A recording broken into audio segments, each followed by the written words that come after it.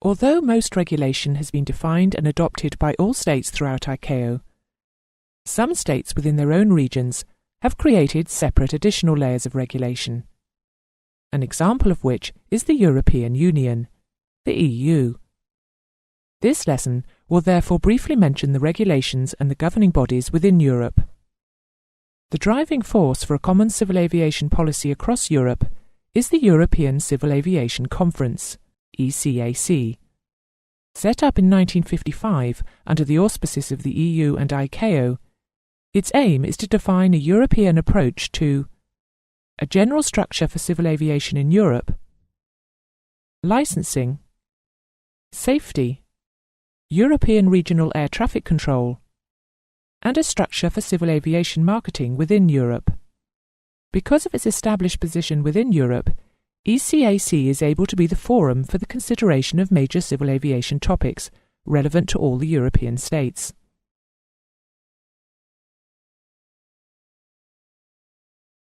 The Joint Aviation Authorities, JAA, is an associated body of the ECAC, representing the civil aviation regulatory authorities of a number of European states, who have agreed to cooperate in developing and implementing common safety regulatory standards and procedures.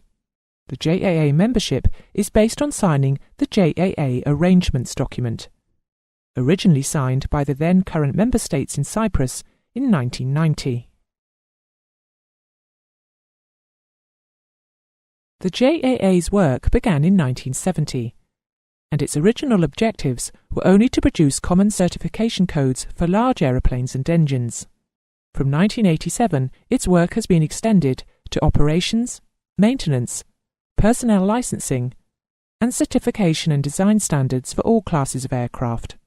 With the adoption of new regulations in 2002 by the European Parliament and the Council of the European Union, a new regulatory framework was created under the European Aviation Safety Agency, EASA. This new agency of the European Union has subsumed the responsibilities of the Joint Aviation Authorities. EASA is the sole European regulatory and executive body concerning civil aviation. Presently, the JAA now only exists in a transitional phase to help liaise between EASA and the civil aviation authorities of the non-EASA JAA member states.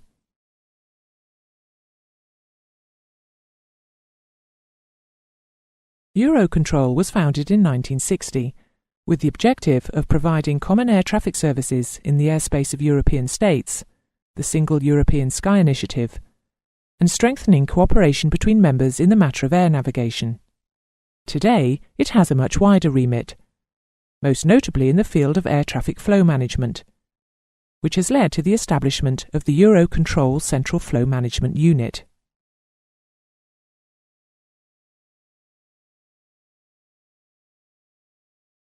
In 1990, a harmonised licence for air traffic controllers in Europe was launched, when the ECAC transport ministers called for the development of guidelines for the training and licensing of air traffic staff in ECAC states.